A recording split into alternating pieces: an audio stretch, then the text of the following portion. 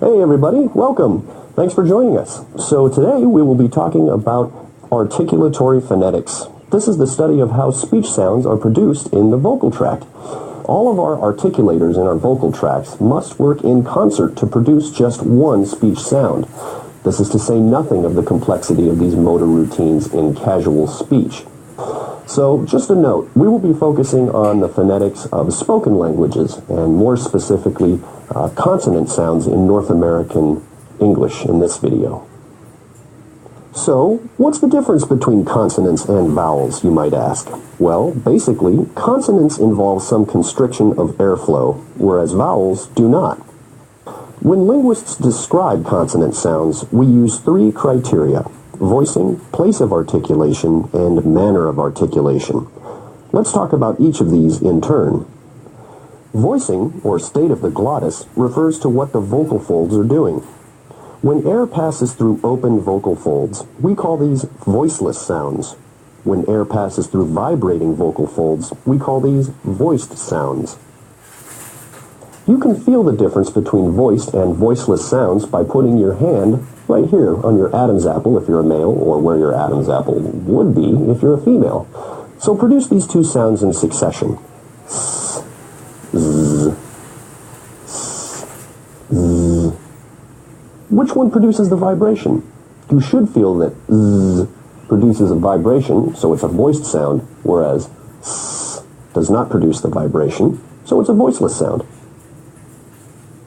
Place of articulation refers to where in the vocal tract the constriction of airflow takes place.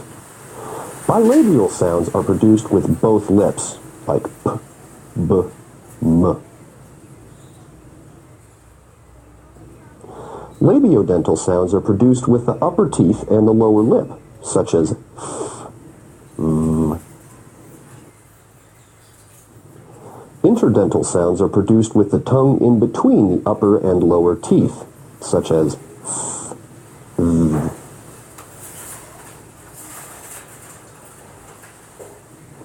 Alveolar sounds are produced with the tongue at or near the ridge right behind the upper front teeth, such as t, d, s. Palatal sounds are produced at the hard palate or the roof of the mouth, such as y, y.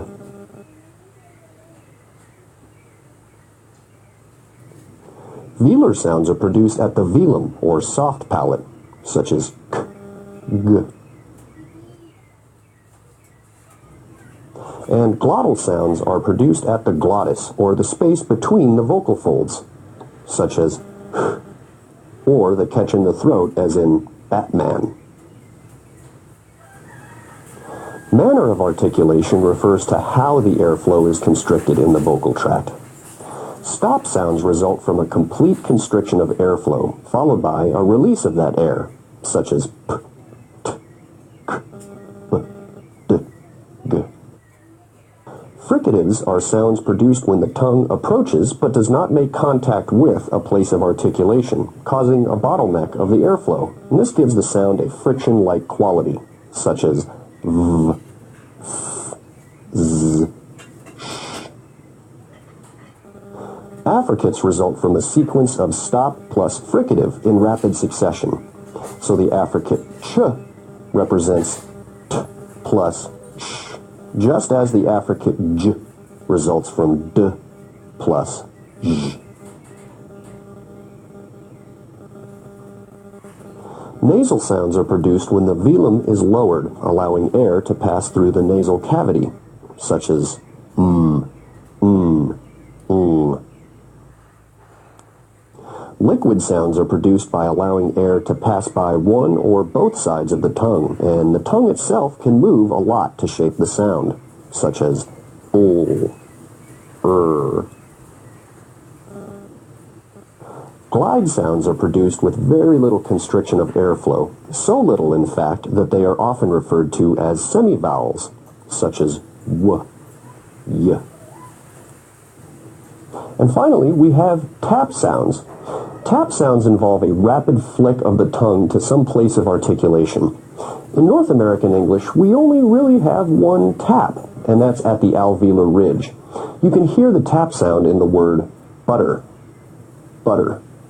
Now notice where we write it with two T's in English that your tongue is producing a tap sound there rather than a full stop or plosive sound. So in North American English you say butter. Now as compared to in received pronunciation where you say butter, that involves a full T stop. Okay, we've discussed these three criteria for describing consonant sounds: voicing, place of articulation, and manner of articulation. And when linguists talk about a consonant sound, they do so in that order. So, for example, the sound B is considered a voiced bilabial stop. S is a voiceless alveolar fricative. That's it for this video. Thanks so much for watching. Hope you enjoyed it. So please check out our other videos, including articulatory phonetics and vowels, and also how to navigate the International Phonetic Alphabet. See you later.